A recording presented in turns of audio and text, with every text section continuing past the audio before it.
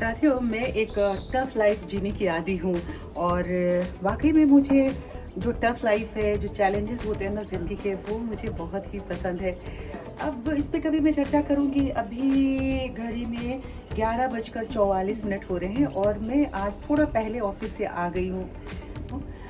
कहते हैं ना, वाक़ई में ज़िंदगी में ना किसी के चेहरे पे मुस्कान लाना बहुत ही मुश्किल होता है, पर किसी को रुलाना बहुत आसान होता है। तो हम सब जो है अपनी ज़िंदगी के जो दुःख भरे पल, स्ट्रगल होते हैं, वो अगर हम किसी को बताते हैं, सुनाते हैं, तो लोग थोड़ी देर के लिए अफ़सोस करते हैं और ऊपर टाइल्स लग रहा है, उसकी आवाज़ आ रही है। तो लोग अफ़सोस करते हैं, थोड़ी-सी सहानुभूति करते हैं और फिर अपने रास्ते चले जाते हैं। तो ये मुझे बिल्कुल ही पसंद नहीं है। और जहाँ तक मैंने टफ़ लाइफ़ की बात की है आपसे कि टफ़ लाइफ़ जीने की आदी हूँ, तो मुझे चैलेंजेस हमेशा अच्छे लगते हैं। मैं जब छोटी थी तो मेरे बाबूजी, मेरे बाबा जब गाँव जाते थे, खेती वग़ैरह होती थी, तो मैं उनके साथ हमेशा छुट्टियों में, जून-वून में जाया करती थी। तो वहाँ जाके एक बहुत ही टफ़ लाइफ़ मैंने देखी है और जाना है बहुत करीब से। खेती कैसे की जाती है, बुआई कैसे की जाती है, रोपनी कैसे की जाती है। और मैं उस ज़माने में, मेरा छुटपन और बचपन था जिस वक़्त में ये हल से खेत की जुताई होती थी। तो ये सारी चीज़ें सीखने का मुझे बहुत ही शौक था और ये सारी चीज़ें सीखी है। उसके बाद धीरे-धीरे से फिर आवाज़ आ रही है ना। चलिए उसी में मैं थोड़ा-सा ये प्लांट आपको दिखाती हूँ। ये देखिए, देख रहे हैं? ये बनी कैक्टस है, इसमें अभी नए-नए प्लांट्स निकल रहे हैं। देख रहे हैं आप? तो वो जो इंस्पिरेशन था मेरा ना, उसी वक़्त से ये इंस्पायर मैं हुई कि मुझे बगीचा लगाना है, गार्डनिंग करनी है, खेती करनी है। और खेतों में कैसे धान की रोपाई होती थी, पैर में पूरे नीचे पानी-वानी, तो ये सब कुछ सीखा है। और लाइफ में बहुत सारा जो टफ टाइम होता है लाइफ को जीने का, वो भी मैंने जिया है।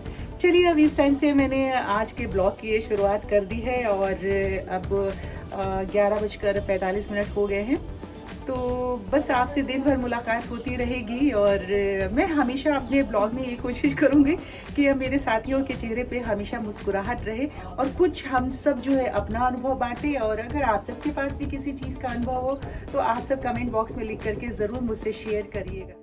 आप सबसे बातें करने के बाद मुझे ऐसा लगा कि मुझे अब कपड़े चेंज कर लेने चाहिए थे, क्योंकि जीन्स डाला हुआ था और सुबह 4 बजे से जब ड्रेसअप होकर के ऑफिस के लिए जाते हैं तो 12 बजे तक तो बैंड बज जाती है आपके बॉडी का। तो मैंने कपड़े उपड़े चेंज किए और मैंने कहा कि चलो इसे वॉशिंग मशीन में डाल के देखते हैं, अगर ज़्यादा कपड़े होंगे तो मैं आज ही वॉश कर लूँगी, नहीं तो कल फिर वॉश करूँगी। तो मैं जब लेके वॉशिंग मशीन में गई तो वहाँ पे कपड़े ज़्यादा नहीं थे, तो मैंने वॉशिंग मशीन में डाल दिया। वो पता है, आप सब ये देख रहे होंगे कि वॉशिंग मशीन तो अभी तक मैंने ख़रीदा नहीं। हाँ, हुआ क्या था कि वॉशिंग मशीन को मैंने थोड़ा-सा पीछे दीवार से ज़्यादा चिपका करके रख दिया था। उसकी वजह से जो ड्रेनेज वाली पाइप होती है ना, वो दब गई थी और ये वजह थी कि उसमें से पानी पूरा बाहर निकल नहीं रहा था। तो मैंने जब उसे वॉशिंग मशीन को नीचे रखा तो फिर से ये परफेक्टली चलने लग गया है। तो अभी अब ख़रीदने की मुझे लगता है ज़रूरत नहीं है।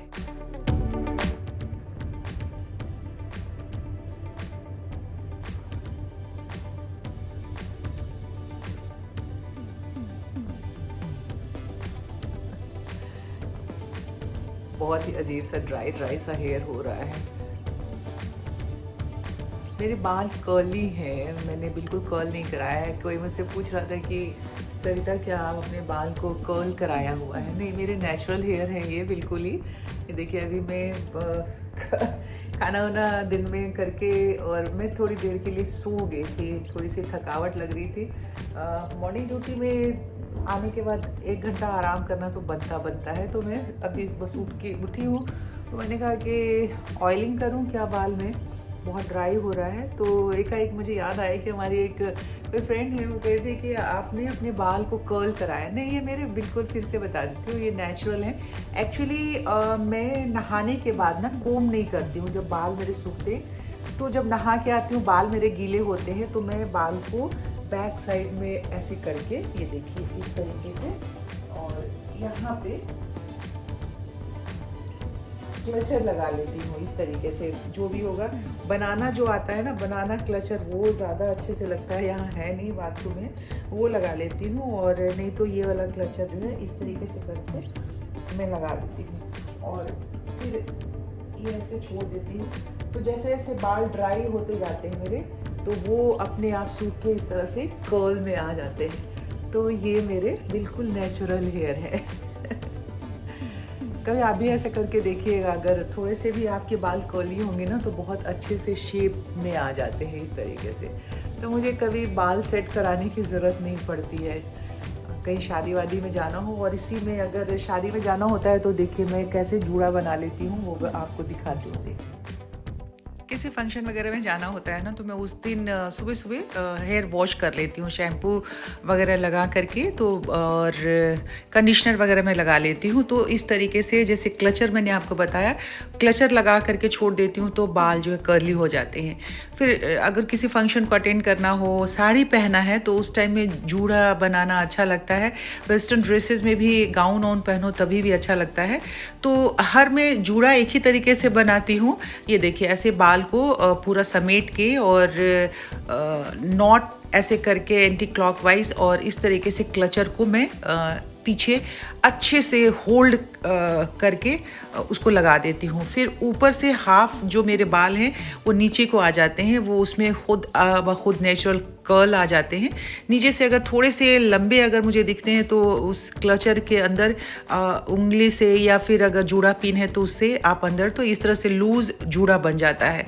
तो ये सिंपल सा जूड़ा बन गया। अगर आपने साड़ी पहना है तो उसमें आप गजरा लगा सकते हैं। अगर वेस्टर्न ड्रेसेस पहने हैं तो इस टाइप के हेयर बैंड मिलते हैं। और ये वाला हेयर बैंड इस टाइप का याद है, झूठ बोले कौवा काटे, वो फिल्म में ऐसा वाला हेयर बैंड लगाया था ना, तो इस तरह का ये मेरा हेयर बैंड है।